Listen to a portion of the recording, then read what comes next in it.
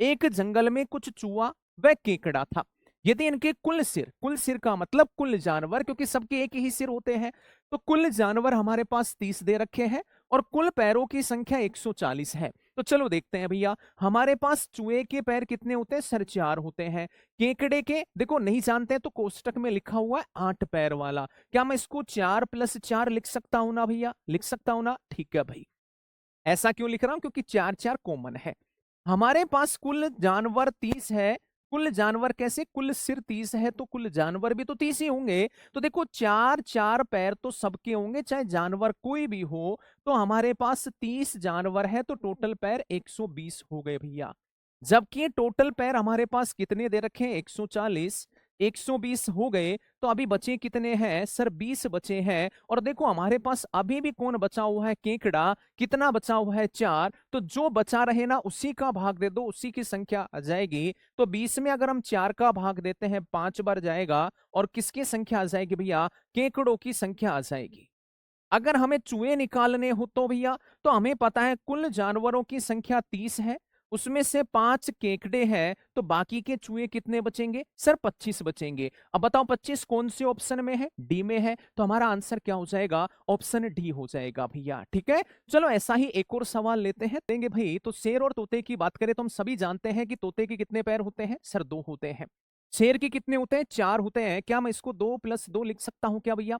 लिख सकता हूं ना? ठीक है भाई।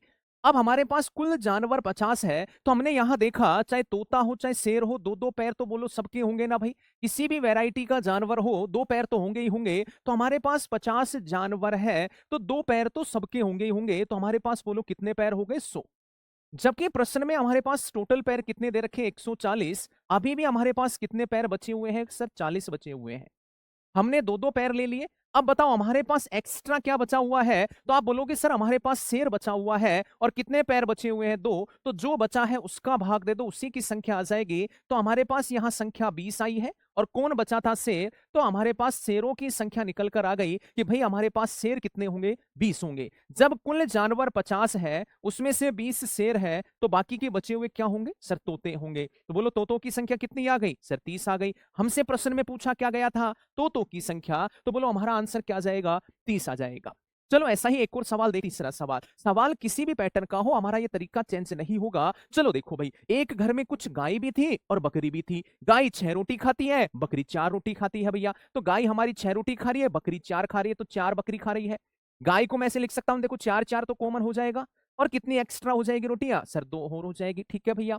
कुल जानवर हमारे पास 80 है और 420 रोटी प्रतिदिन खाई जा रही है। तो देखो भाई हमारे पास टोटल जानवर 80 है, तो देखो 4 रोटी तो गाय भी खा रही है, 4 रोटी बकरी भी खा रही है। तो सर जानवर कोई सा भी हो, 4 4 रोटी तो खाएगा ही खाएगा। तो बोलो कितनी रोटी खाई जा रही है? 320। हमने 4 4 ले लिया। अभी हमारे पास कितनी रोटी बची हुई है सर? टोटल रोटी 420 है, उसमें से 320 रोटी खा ली गई है, तो अभी भी हमारे पास 100 रोटी बची हुई है। तो बताओ हमारे पास क्या बचा हुआ है? 2। और कौन बचा हुआ है? गाय। तो जो बचा हुआ है उसी का भाग दे दो, उसी की संख्या आ जाएगी। तो बोलो गायों की संख्या कितनी आ गई भैया? 50 आ गई। अगर हमें प्रश्न के अंदर बकरी पूछ लेता, तो हमें पता है टोटल जानवर 80 है, उसमें से 50 क्या है भैया? गाय। तो बाकी की बची हुई क्या होगी? बकरियां। लेकिन हमें प्रश्न में गाय पूछा है, तो गायों की संख्या क्या हो जाएगी? 50। तो भाई इस तरीके से हम सवाल को हल कर सकते हैं। कुछ एक स्टूडेंट लेग बटा 2 माइनस हेड की संख्या करके आंसर निकालते हैं, लेकिन वो तरीका सभी पर अप्लाई नहीं होता है। हमें वो तरीका अप्लाई करना है जो सवाल थोड़ा सा भी बदल जाए लेकिन पैटर्न नहीं बदले। अगर हमारी क्लास अच्छी लगी हो, वीडियो अच्छी लगी हो, तो वीडियो को लाइक शेयर कीजिएगा। मिलते हैं अगली क्लास के अंदर। धन्यवाद।